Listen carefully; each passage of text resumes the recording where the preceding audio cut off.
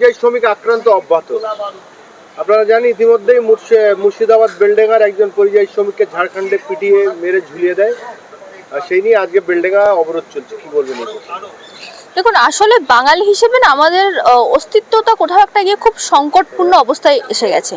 মানে বাঙালি হিসেবে আমাদের অস্তিত্ব এতটাই হারিয়ে যাচ্ছে যে আজকে পশ্চিমবঙ্গ থেকে যখন বিভিন্ন শ্রমিকরা বাইরে যাচ্ছে, যখনই তারা জানতে পারছে যে অন্য রাজ্যে গিয়ে যে এই ব্যক্তিটা বাঙালি, এই মানুষটা বাঙালি, এই মানুষটা বাংলায় কথা বলছে, বা মানুষটা দাঁড়িয়ে আছে, বা মানুষটাকে দেখে মুসলমান মনে হচ্ছে অথচ বাংলায় কথা বলছে, বা মানুষটাকে হিন্দু মনে হচ্ছে কিন্তু বাংলায় কথা বলছে, তো এই পরিস্থিতিটা আজকে এসে গেছে যে যখনই বাঙালিরা পশ্চিমবঙ্গের বাইরে যাচ্ছে, বাঙালিদের উপর অত্যাচারটা এমন একটা পর্যায়ে গিয়ে পৌঁছাচ্ছে যে মানুষ, যারা নিরীহ মানুষ, যারা গরিব মানুষ, যারা খেতে পায় না, পশ্চিমবঙ্গে দরিদ্রসীমা আজকাল এমন জায়গায় গিয়ে পৌঁছেছে, পশ্চিমবঙ্গে মানুষের কাছে কাজ নেই। যারা যেই মুর্শিদাবাদ থেকে প্রচুর মানুষ কলকাতায় এসে কাজ করতেন, কলকাতায় এসে তাদের জীবিকা নির্বাহ করতেন, সেই কলকাতাতে তারা কাজ পাচ্ছে না বলে, পশ্চিমবঙ্গের রাজধানী খোদ কলকাতায় কাজ পাচ্ছে না বলে তাদেরকে অন্য রাজ্যে যেতে হচ্ছে কাজ করার জন্য, জীবিকা নির্বাহ করার জন্য। কারণ প্রত্যেকের একটা পরিবার আছে, প্রত্যেকের একটা সংসার আছে, প্রত্যেককে বাড়িতে দুটো বাচ্চা আছে, বাচ্চাদের জন্য বাড়িতে খাবার নিয়ে যেতে হয়। তাহলে কলকাতায় পশ্চিমবঙ্গে কাজ যখন পায় না মানুষ, মানুষের কাছে অল্টারনেট কোনো অপশন থাকে না অন্য রাজ্যে গিয়ে কাজ করা ছাড়া। এবং পশ্চিমবঙ্গে বাঙালি হয়ে জন্মেছি, যখন আমি বাঙালি হয়ে জন্মেছি, আমি যেমন বাংলা কথা বলি, তখন প্রত্যেকটা বাঙালি বাংলা কথাতেই, বাংলা ভাষাতেই কথা বলে, এবং পশ্চিমবঙ্গের বাইরে গিয়েও তার বাঙালিয়ানার যে অস্তিত্ব আছে সেটা কখনো হারায় না, বা বাঙালিয়ানাটা তার মধ্যে থেকে যায়। এবং এই যে আমাদের বাঙালিদের যে গর্বের বাঙালিয়ানা, সেই গর্বে যেই বাঙালিয়ানা নিয়ে আমরা গর্ব করতাম, সেই বাঙালিয়ানার জন্য আজকে আমাদের বাঙালিদেরকে আক্রান্ত হতে হচ্ছে। সেটা পশ্চিমবঙ্গের বাইরে আমরা যখনই যাচ্ছি, পশ্চিমবঙ্গের মধ্যেও আক্রান্ত হতে হচ্ছে, সেটা নতুন বিষয় কিছু না, কিন্তু পশ্চিমবঙ্গের বাইরে গিয়ে তুই বাঙালি বলে যে আক্রমণটা বাঙালিদের উপর হচ্ছে, এই আক্রমণের বিরুদ্ধে আমাদের পশ্চিমবঙ্গ সরকারের ব্যবস্থাটা কোথায়, আমাদের পশ্চিমবঙ্গ সরকারের দায়টা কোথায়, আমাদের মুখ্যমন্ত্রীর দায়টা কোথায়? আমরা 2021 নির্বাচনে সারা পশ্চিমবঙ্গে বড় বড় পোস্টার দেখতে পেয়েছিলাম, বাংলা নিজের মেয়েকে চায়। 2026-এর সামনে এরকম কিছু একটা নিয়ে আসতে চলেছেন। তাহলে বাংলা নিজের মেয়েকে নির্বাচিত করলো, বাঙালিদেরকে বোঝানো হলো যে বিজেপি ও বাঙালি শত্রু, যেটা আদতে সত্যি। বিজেপি হ্যাঁ বাঙালি শত্রু, কারণ যখনই বাঙালিদের উপর অত্যাচার হচ্ছে, আক্রমণ হচ্ছে, পশ্চিমবঙ্গের বাইরে বিজেপি শাসিত রাজ্যতেই হচ্ছে, ঠিক আছে, বিজেপি বাঙালি শত্রু। কিন্তু আমাদের মুখ্যমন্ত্রী বাঙালি মেয়ে হয়ে বাঙালির সুরক্ষার জন্য উনি নিজে কি করছেন? উনি নিজে তো বাঙালিদেরকে শুধুমাত্র শোষণ করে চলে গেলেন, বাঙালিদের শুধুমাত্র সর্বনাশ করে চলে গেলেন, বাঙালিদের শুধুমাত্র ন্যায় সুরক্ষার বাঙালিদের নিয়ে কখনো প্রশ্ন করলেন না, শুধুমাত্র নিজের গদিটাকে উনি সুরক্ষিত করে চলে গেলেন। আজকে পশ্চিমবঙ্গের বাইরে বাঙালিদের উপর যখন অত্যাচার হচ্ছে, তখন কেন্দ্র সরকারের সাথে মুখ্যমন্ত্রী কেন কোনো সবাই বসছেন না, কেন কোনো আলোচনায় বসছেন না, কেন এর কোনো সমাধান আসছে না? কেন আমরা বাঙালিদের বারবার আমাদেরকে রাস্তায় নামতে হচ্ছে, তারপরে আমরা কেন এর বিরুদ্ধে কোনো রকমের আমরা সুবিচার পাচ্ছি না, সুব্যবস্থা পাচ্ছি না? পশ্চিমবঙ্গের বাইরে যখনই কোনো মানুষ বাংলা কথা বলছে, তাকে বাংলাদেশে তকমা দেওয়া হচ্ছে, আর সেই মানুষ যদি মুসলমান হয় তাহলে তাকে জ্বালিয়ে পুড়িয়ে মেরে ফেলা হচ্ছে। বাঙালি শ্রমিকরা যখন এর আগেও গুজরাটে হয়েছে, এর আগেও বিহারে হয়েছে, ঝাড়খণ্ডে হয়েছে, উড়িষ্যা হয়েছে, এবং রিসেন্ট যে ঘটনা, আজকে যে ঘটনা ঘটেছে সেটা ঝাড়খণ্ডে হয়েছে, এবং বারংবার মুর্শিদাবাদ থেকে এই ঘটনা বারংবার উঠে এসছে। আজকে মুর্শিদাবাদে যে বিক্ষোভ হচ্ছে তার পুরোপুরি প্রশাসনের ব্যর্থতা।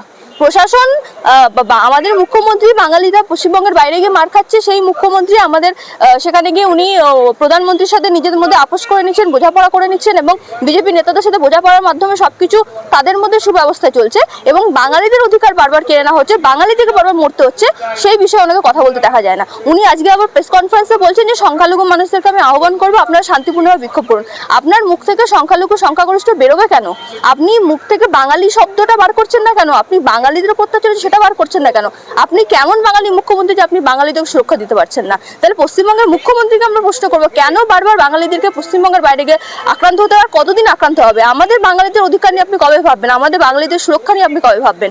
পশ্চিমবঙ্গের মানুষ আপনাকে আসনে বসিয়েছে বাঙালিদেরকে সুরক্ষা দেওয়ার জন্য, বাঙালিদের অস্তিত্ব রক্ষা করার জন্য। যেই বাঙালিদের অস্তিত্ব আজকে সংকটে এসছে, সেই বাঙালিদের অস্তিত্ব রক্ষা করুন, বাঙালিদেরকে সংকট মুক্ত করুন।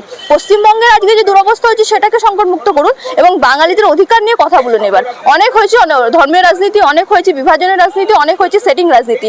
এবার বাঙালিদের সুরক্ষার নিয়ে কথা বলুন, না হলে বাঙালিরা এই জিনিস, এই অন্যায়, এই অবিচারে বেশি দিন মেনে নেবেন। আমাদের দেশে যখন সংখ্যালঘু মুসলমান বা সংখ্যালঘু বাঙালিদের উপরে আক্রমণ হচ্ছে, তখন এই বঙ্গ বিজেপিদের কোনো দরদ নেই। অর্থাৎ বাংলাদেশি সংখ্যালঘুদের উপরে এদের দরদ আছে, ভারতবর্ষের সংখ্যালঘুদের উপরে এদের দরদ নেই, কি বলবেন এই ব্যাপারে?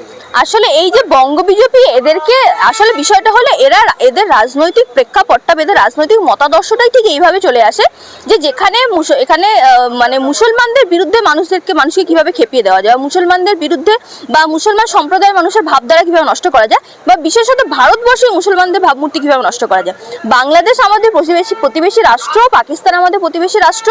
আমরা তো বাংলাদেশ পাকিস্তানকে অনুকরণ কখনো করি না এবং অনুকরণ কখনো করা উচিত না, কারণ আমি মনে করি ভারতবর্ষের অবস্থান বাংলাদেশ এবং পাকিস্তানের থেকে অনেক বেটার পজিশনে বা অনেক ভালো জায়গায় আমরা অবস্থান করি। তার অনুদান বা তার ক্রেডিট আমি বলবো যে আমাদের পশ্চিমবঙ্গ, আমাদের ভারতবর্ষ যখন স্বাধীন হয়েছিল আজ থেকে ঠিক 80 বছর আগে, ভারতবর্ষ স্বাধীন হওয়ার পর আমাদের ভারতবর্ষে আমরা যে সংবিধান আমরা পেয়েছিলাম, যে সংবিধানে আমরা ভারতবর্ষকে ধর্মনিরপেক্ষ দেশ হিসেবে পেয়েছি, যেখানে সকল ভারতীয় নাগরিককে সমান অধিকার দেওয়া হয়েছে, ধর্মকে আমরা প্রশ্রয় দিয়ে নিয়ে আমরা উন্নয়নকে প্রশ্রয় দিয়েছিলাম, যেটা আজকের দিনে ভারতবর্ষে হারিয়ে গেছে। এবং যার সুযোগ নিচ্ছে ভারতবর্ষে বিজেপি এবং পশ্চিমবঙ্গে বিজেপি, কারণ তারা ভুলে গেছেন যে আমাদের এই সংবিধান, আমরা কোনো মানুষের ওপরেই আক্রমণ আমরা সমর্থন করি না। আমাদের সংবিধান প্রত্যেকটা ধর্মের মানুষকে সমান অধিকার দিয়েছে এবং যখনই কোনো ধর্মের মানুষের উপর অত্যাচার হয়েছে আমরা সেখানে সমানভাবে গর্জে উঠেছি, সমানভাবে কথা বলেছি, কারণ আমাদের সংবিধান তৈরি হয়েছিল এই জন্য যাতে প্রত্যেকটা মানুষ নিজের অধিকারকে সুরক্ষিত করতে পারে, প্রত্যেকটা মানুষ নিজের অধিকার সঠিকভাবে পায়। এবং এখানে বঙ্গ বিজেপি শুধুমাত্র যখন দেখে যে বাংলাদেশে প্রতিবেশী রাষ্ট্রে যখন কোনো উচ্ছৃঙ্খল অবস্থা, সেই উচ্ছৃঙ্খল অবস্থার এক্সাম্পল নিয়ে বা সেই উদাহরণ নিয়ে পশ্চিমবঙ্গের বা ভারতবর্ষের যে সম্প্রীতি আছে আমাদের মধ্যে, বা আমাদের মধ্যে যে ফ্র্যাটার্নিটি বা ব্রাদারহুড আছে আমাদের প্রত্যেকটা ধর্মের মধ্যে, সেটাকে নষ্ট করতে চায়। কারণ এইটা নষ্ট না করলে এরা রাজনীতির মধ্যে টিকে থাকতে পারবে না, বিশেষত পশ্চিমবঙ্গে। কারণ পশ্চিমবঙ্গে কোথাও একটা গিয়ে আমাদের পশ্চিমবঙ্গ সরকারই এদেরকে নিয়ে এসছে শুধুমাত্র এই জন্য যে বিভাজনের রাজনীতিটা টিকে থাকে এবং কোথাও একটা গিয়ে এদের যেই ভোটের যে অঙ্কটা আছে সেটা একটা সুরক্ষিত থাকে, সেই জায়গায় গিয়ে বঙ্গ বিজেপি এই রাজনীতিটা করে থাকে। এবং বাংলাদেশি প্লেয়ার খেলানো নিয়ে আমি বলবো যে বাংলাদেশি খেলোয়াড় শুধুমাত্র তো কলকাতা নাইট রাইডার্সে খেলে না, IPL এর সমস্ত দলে বাংলাদেশি খেলোয়াড় আছে। এবং BCCI এর যিনি প্রেসিডেন্ট অমিত শাহর ছেলে মনে হয় জয়শা তার নাম, তো তিনি যখন বাংলাদেশি খেলোয়াড়দেরকে অকশনে বসাতে পারেন, তাহলে তার বিরুদ্ধে আপনার প্রতিবাদ করুন না। আপনারা শাহরুখ খানের বিরুদ্ধে প্রতিবাদ করেন কেন? কারণ ভারতবর্ষে এবং পশ্চিমবঙ্গে বিজেপির একটা পুরনো রোগ আছে, শাহরুখ খানের নাম শুনলে ওরা একটু তেলেবেগুনে জ্বলে ওঠে। কারণ শাহরুখ খান একজন মুসলমান সম্প্রদায়ের নায়ক হওয়ার কারণে এবং সারা ভারতবর্ষের মানুষের কাছে প্রিয় হওয়ার কারণে। কারণ ভারতবর্ষের মানুষ যখন কাউকে ভালোবাসে তার ধর্ম দেখে ভালোবাসে না, তার ট্যালেন্ট দেখে ভালোবাসে। এবং শাহরুখ খানের মধ্যে সেই ট্যালেন্ট আছে। শাহরুখ খান সারা ভারতবর্ষের মানুষের প্রিয় মুসলমান হওয়া সত্ত্বেও এই জায়গাটা বিজেপির মানুষরা মেনে নিতে পারে না, সেই জন্য তারা শাহরুখ খানের নাম শুনলে একটু বেশি বিরোধ করে, বেশি তারা বিক্ষোভ দেখায় শাহরুখ খানের নাম শুনে। কিন্তু আসল বিষয়টা হলো এরা মানুষের মধ্যে শুধু বিষয়টা এখানে শাহরুখ খান না, বিষয়টা হলো এরা চায় যে মুসলমান সম্প্রদায়ের মানুষরা ভারতবর্ষে কখনো সেই জায়গাটা যাতে না পায়, মুসলমান সম্প্রদায়ের মানুষরা যাতে মানুষের চোখে খারাপ হয়ে থাকে, মানুষের ভাবমূর্তি নষ্ট হয়ে থাকে, যেটা ভারতবর্ষের সংবিধান আমাদেরকে শেখায়নি। আমাদের ভারতবর্ষের সংবিধান শিখিয়েছে সকলে ভারতীয়, সকলের অধিকার সমান। যেমন শাহরুখ খানের অধিকার আছে তেমন অন্য ভিন্ন ধর্মের মানুষের অধিকার আছে, ভিন্ন ধর্মের অভিনেতাদের অধিকার আছে। যদি অন্য IPL টিমের মালিকরা বাংলাদেশি খেলোয়াড়দের কিনতে পারে, ঠিক সেরকমভাবে শাহরুখ খানের অধিকার আছে। কারণ খেলাতে আমরা এই বিষয়গুলোকে আনি না, খেলাতে আনা উচিত না, কারণ বিনোদন এবং খেলা সম্পূর্ণ অন্য জগৎ, রাজনীতিটা অন্য জগৎ। অতএব এদের রাজনীতিটা, এরা নোংরা রাজনীতি করে বলেই এরা এই সকল বিষয়কে রাজনীতির ময়দানে নিয়ে আসে। ভারতীয় ছুরিতে কিন্তু শান দিয়ে 26-এর ক্ষমতা দখল করার চেষ্টা করছে পশ্চিমবাংলায়, কি বলবেন এই প্রসঙ্গে? দেখো, সত্যি কথা বলতে পশ্চিমবঙ্গে তো বিজেপির খুব একটা অবস্থান কিছু ছিল না। আমরা যদি 2021-এর আগে দেখি বা 2018-20 তার আগে যদি দেখি, বা আমরা যদি 2021-এর আগের বিধানসভা নির্বাচন 2016 নির্বাচনে যদি দেখি, পশ্চিমবঙ্গে বিজেপির কোনো অবস্থান ছিল না এবং বিজেপির বিশেষ কোনো গুরুত্বপূর্ণ ভূমিকা ছিল না। এবং 2016-র পর থেকে যখন আমাদের পশ্চিমবঙ্গের আমাদের ক্ষমতা, পশ্চিমবঙ্গের আমাদের যে শাসক দল যখন দেখলেন যে কোথাও একটা গিয়ে মানুষকে এবার পরিবর্তন বলে যেই জায়গায় এরা মানুষের বিশ্বাসটা জয় করে ক্ষমতা লাভ করেছিল, সেই জায়গায় মানুষের বিশ্বাসটা টিকিয়ে রাখা যাচ্ছে না। কারণ আসল উন্নয়ন, যেই উন্নয়নের নাম করে পশ্চিমবঙ্গে এসেছিল, সেই উন্নয়ন তো পশ্চিমবঙ্গে হয়নি, মানুষ সেই উন্নয়ন দেখতে পায়নি। এবং মানুষ যাতে এই উন্নয়নের বিরুদ্ধে এদেরকে প্রশ্ন না করে বসে, তখন এই আমাদের পশ্চিমবঙ্গের শাসক দল তৈরি করলো যে বিভাজনের রাজনীতি। যেই বিভাজনের রাজনীতি এরা বিজেপিকে ক্ষমতায় নিয়ে বা পশ্চিমবঙ্গে নিয়ে আসলো, যে কটা সিট পশ্চিমবঙ্গে পেয়েছে শুধুমাত্র এদের জন্য পেয়েছে, এদের আশ্রয় পেয়েছে এবং সেখান থেকে এদের আসল উত্থানটা হয়েছে। অতএব আমরা পশ্চিমবঙ্গে বঙ্গ বিজেপিকে TMC Part 2 বলতে পারি, যেখান থেকে এদের অবস্থান আছে, যেখান থেকে এদের অস্তিত্ব আছে। এই শাসক দল চলে গেলে এদের অস্তিত্ব সংকটে পড়ে।